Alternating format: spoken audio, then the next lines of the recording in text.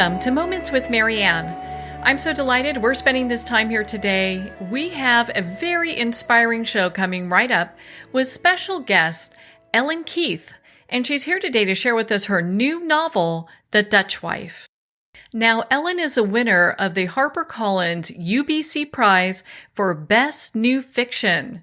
She's a Canadian writer and a recent graduate of the University of British Columbia MFA program in creative writing. She's appeared in publications such as the New Quarterly and the Globe and Mail, and she currently resides in Amsterdam. So it's such a delight that we get to spend this time with her today. So let's welcome to the show, Ellen Keith. Thank you for having me. What a joy it is to have you here and to talk about your book, which is getting such great reviews. You have to be just so excited as a writer. Yes, I couldn't be more excited. I think this past year and everything since I first heard that the book would be published has been a bit of a whirlwind for me, and I'm still trying to process everything. Well, hey, congratulations on this big success. I mean, it really is getting such great reviews, and people love this book. And it's interesting because it takes place during World War II, right? Yes. So the main premise is that there is a Dutch woman, Marijke de Graaf, and she and her husband are in the resistance in the Netherlands. And they are arrested one night and deported from their homes in Amsterdam and sent to separate concentration camps in Germany. And in her efforts to find her husband and try to be reunited with him, Marijke faces a terrible choice, even by concentration camp standards. She is given the opportunity to be redirected to the camp where her husband is at if she would volunteer to join the camp brothel that they've set up there. Okay, and at that time, is the camp brothel, is that for officers? Who is that for? Well, that's something that's actually quite interesting that I only discovered during the research process for this novel. It was actually brothels set up for prisoners, and this was something that was introduced in 1942 in some of the concentration camps across the Third Reich. And the idea was that Himmler thought that he could try to boost the economic productivity of the labor force, meaning the prisoners, if that they had some sort of incentive. So he created a reward system for them, including things like going to the camp cinema or taking a book out of the library, or in this case, going to visit the camp brothel. Mm-hmm. Now, what inspired you to write this book? Because it seems like such a heavy part of history. I'm just curious, what brought you to thinking, gosh, this is something that I'm really interested in? I think I've always had a really strong interest in World War II and Holocaust history. It is very heavy subject matter, but for me, I think it's always been good in studying that. I studied history during my undergraduate degree, and I found that this focus on World War II history also helped me put my own life into perspective a little bit and to not sweat the small stuff so much and really be grateful for what I had in my life. And so I really found an interest for it over several trips to Europe that I made. Starting when I was 10, my family went on a big camping trip across Europe, and I was really moved by all the remnants of the war that I saw there. Instead of learning history just out of a textbook, I had the experience of standing in old bunkers or old World War I, World War II battlefields. We actually found debris from the exact plane that my great uncle, who was in the Air Force, that he was shot down in. And especially when I spent time in Holland, I have a family connection there. My maternal grandparents are both from Holland. And so the more stories I heard about what went on in the Dutch resistance and what life was like while the Nazis were occupying the country, the more fascinated I became, and the more I thought I really need to write something that takes place during this time period. What type of research did you do for this book? I mean, because I can see where, the interest in that era had really kind of grabbed you. When we look at the research you did, how long did that take, and what did that look like? Well, I think it was about a 3-year process from start to finish, including writing drafts. But I think there's just so much information out there about this time period, and I kind of found myself stumbling down the rabbit hole a few times where I got so caught up in the research of something, and then I kept wanting to learn more and more. For me, there were a few things that were really important in my research process. One was trying to find as many memoirs and survivor testimonies as I could. Especially there's a part of my novel that takes place in Argentina in the 1970s, and these survivor testimonies and court records were really important for piecing together exactly what was going on during that time period. And another big thing that was really important was I made sure that I spent time traveling to all of the places that served as settings in the novel. So I visited both of the concentration camps where my novel is set, and I also spent close to a month in Argentina trying to get a sense of the feel of Buenos Aires. And both of these things helped me try to recreate the atmosphere a little bit. I mean, obviously it's very different standing in a concentration camp now in 2018 than it is if you were actually there. But it was really helpful for me to be able to walk around the camps, stand in the remnants of the infirmary barracks, walk into the crematorium, actually see the ovens where bodies were cremated. It was an incredibly emotional experience, and I think helped me have a bit more of an understanding of what these people might have gone through. Yeah, and be able to really kind of connect.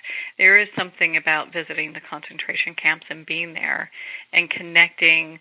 There's just a solemn energy, the sad, solemn energy that's there, and to see what it's like, must have been just so, heart-wrenching. Yeah, I think especially the more you learn about the camps and the more you're able to put a human face to the stories of what went on in these camps, I think it's very easy for us to just see history as being dates and statistics, and we sometimes risk losing that human element and forget that these are stories that happened to people that were in many ways just like us and had similar types of hopes and dreams. And I think being there and especially seeing photos and some belongings like old dolls or uniforms that these prisoners actually used, that really drives home just the weight of it all. What it's all like. Well, and when you were doing your research for this book and visiting these places, was there anything that really surprised you? I think in general, I was surprised by how there were things about the camps that I thought I knew, but wasn't always the full picture. I think in North America, we have a vision of the camps that a lot of it has been constructed out of film and books. Most of the time when we think of concentration camps, we think of extermination camps like Auschwitz, where there were gas chambers and people were mass executed on a daily basis. But there were also other camps like Buchenwald, where mine is set, which was primarily intended as a labor camp, and its main purpose was really labor and not extermination, not just killing people. And so I was surprised to find things like camp libraries that were set up there, or that there was a cinema that once in a while people could see movies at, or that people were able to buy cigarettes at a little sort of kiosk. And some of these things I would have never imagined. But the fact that these were also introduced as part of this reward system to just have people be more productive in their labor also is just caught up in this whole cycle of brutality that was behind it all. Yeah, I mean the brothel thing, I've never heard of that, and so it's interesting to bring that to light because it's just another segment of what people had to endure being in those horrific conditions. Yes, I think with the brothels especially, that's something that I certainly knew nothing about before I started researching this book, and it's only in recent years that more research has started coming out in it from one German academic in particular. And I think part of that is there would have been a lot of social stigma surrounding talking about these brothels, whether you were one of the women who was forced to work in them or whether you were one of the prisoners who knew that they existed or perhaps even visited it yourself. That's something that's not very easy to talk about after the war, and I'm sure there was a lot of shame surrounding that. Mm-hmm. Well, and so when you were writing this book, you always knew that World War II was going to be the backdrop, and then this other piece, a brothel piece, kind of comes in and was a little bit of a surprise. And in getting that together, did you find that when you were writing the story, the characters just made that flow? Because I know some writers will say the characters are kind of live on the page and they're doing their own thing. Was that like that for you?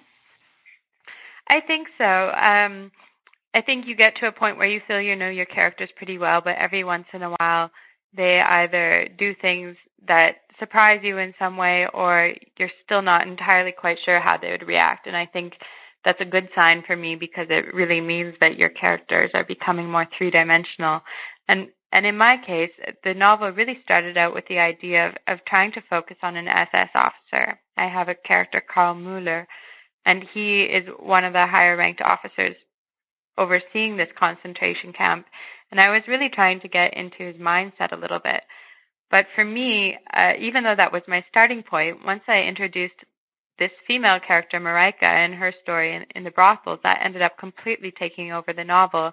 And she became, it sort of took center stage, and I ended up putting the other two characters a little more in the shadows so that the focus could stay on her. Yeah, throughout the book, you can really see that she's really, she really takes the spotlight. It's really kind of her journey, which even though there are other characters in the book, you can really see that it focuses on her. You did a beautiful job writing it, where people are getting emotionally attached to this, and it's a really, I think the best thing to call it is a emotional read. Oh, well, thank you. Yeah. Without a doubt. Well, and so we're not going to dive too much into The Dutch Wife because, we don't want to give it away. This is not where we do spoilers. But I would like to talk with you because we get a lot of people writing in that want to know about writing processes. And for you, what does that look like? I know you travel to these different places. Is it something where you sit every morning, you write for a month solid, or how does it work for you in writing this book? Well, the funny thing about this novel is I actually started out as my thesis for my master's program. I did a Master of Fine Arts in Creative Writing. So I think my writing process for this was also a little unusual as a consequence because I had deadlines that I had to hand this in to my thesis supervisor, and chapters of it were getting read by fellow students of mine.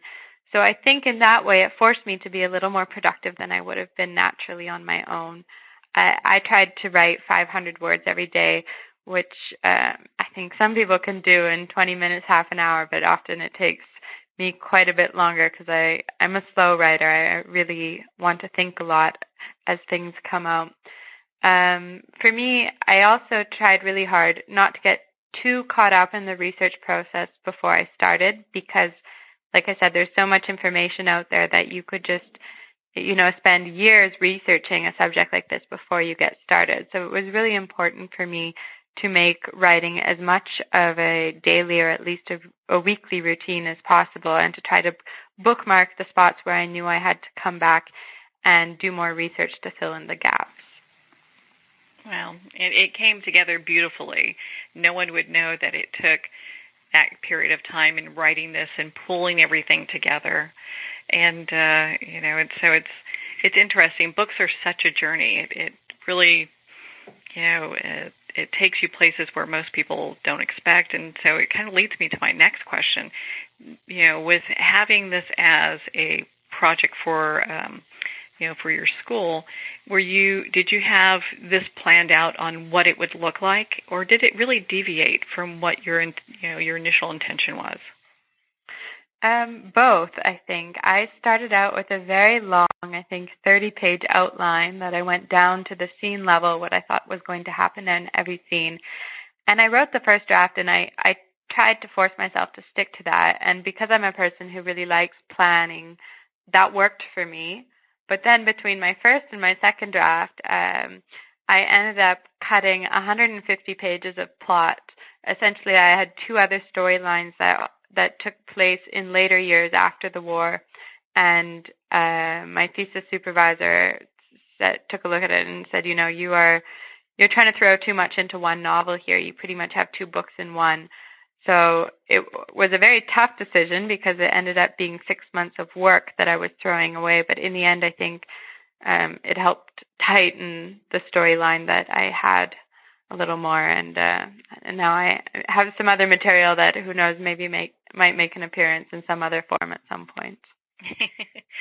So are you saying that you've got another book in the works?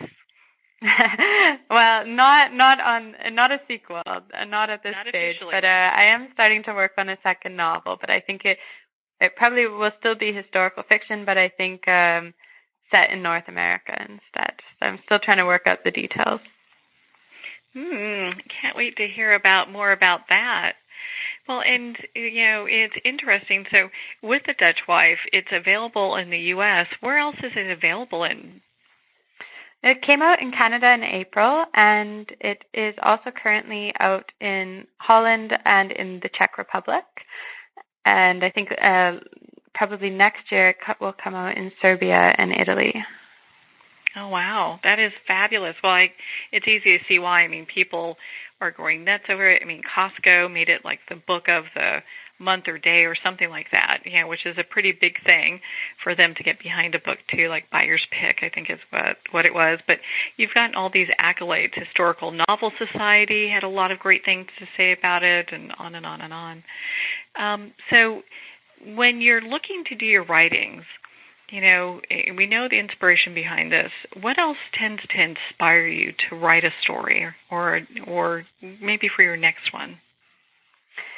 I think as a writer, you're always finding inspiration where whatever you're doing in your daily life.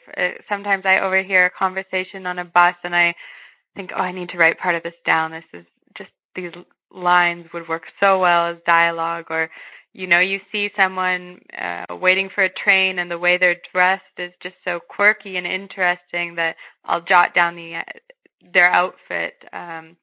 One thing that I always find a lot of ideas in is sometimes newspapers have sort of an offbeat section where they post really strange or random funny headlines of things that wouldn't quite make serious news, but I don't know, like a cat getting stuck in a really strange place, or I don't know, someone in Canada, a moose wandering into a schoolyard, something like that. I find sometimes the ideas are so out there that it's more than I could come up with myself, and I think, this could be a really good jumping off point for some story or another.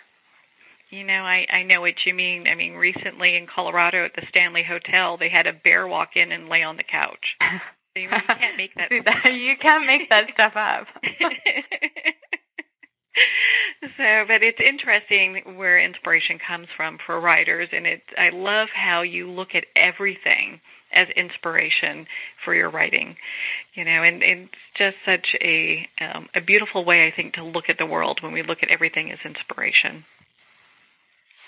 Yes, definitely. I think there's so much around us, so many wonderful people out there that have, such strange and wonderful personalities, and I think it's nice to always have your eyes open like that, and you take things in a completely different light. Yeah, you get to see a lot more of the world. Well, you do anyway, because, you're in the Netherlands, and, weren't you based in the U.S. initially, and now you're in Amsterdam? I'm actually Canadian, so I was, I grew up in Alberta, and I did my undergraduate degree there, and since then, the last 6 years, I've been traveling a lot. I did a big backpacking trip a year through South America and then finished that off by moving to Europe. So I've been all over the place, but it's been also a wonderful inspiration. Well, so sorry about that. I know, Canada is a beautiful country, and I know you've done quite a bit of traveling, and I had my notes a little mixed up there where you actually were, because you're all over the place, And do you find that Amsterdam gives you a certain amount of inspiration and just creativity that you normally don't see anywhere else? Oh, for sure. For this novel especially, there was a lot of daily inspiration, I think, kind of reminders of how close the war still is to people who live in Europe. In my living room on the wall, we have a newspaper framed from 1940 that was found when they were doing renovations to our bathroom. It turns out that there was a hiding spot built into our bathroom that must have been used during the war. So little things like that, you're kind of confronted with on a daily or weekly basis here. Monuments where people, resistance fighters, were killed, or the Anne Frank House. I think there's a lot of really interesting sites in the city. But just in general, I think I love the culture of living here and cycling everywhere. I find that there's something about the combination of the fresh air and cycling through parks or on busy streets in the morning that gets me really thinking in a creative way. Oh, I bet. I've seen some of your pictures on Instagram, and I love them. I mean, it just looks like you're living in just such a fabulous part of the world. It's absolutely gorgeous. And so I highly suggest everyone hop on your accounts and do that. But if someone's looking to connect with you and learn about your writing and your book, The Dutch Wife, where could they go? Well, the book, The Dutch Wife, should be available in most American bookstores. I think it is at Costco as well, also, as you mentioned. And if you're looking to connect with me directly, you can visit my website, ellenkeith.ca. So that's Keith, or you can find me on social media at Ellen Keith or EAKEITH, and I'm on Twitter, Instagram, and Facebook. Well, I'm following you on social media, and I love everything you're posting. You take some phenomenal pictures, and I know you have a section about photography on your website, which is worth checking out. I mean, it's absolutely gorgeous. You know, Ellen, thank you so much for taking the time to be on the show with us here today. Thank you very much for having me. It's been great talking to you. Thank you so much, Ellen. It has been such a pleasure to spend this time with you, and of course, to talk about your new novel, The Dutch Wife. It's easy to see why The Dutch Wife was on the Globe Mail Canadian's bestseller list for over 3 weeks. It is a hot new read. You want to make sure to pick up your copy and give it out as gifts this holiday season. The Dutch Wife is available at Amazon, Barnes & Noble, and all indie bookstores. Well, we're at the end of our time today. I would like to thank everyone for tuning in. You've been listening to Moments with Marianne. And remember, make every moment count.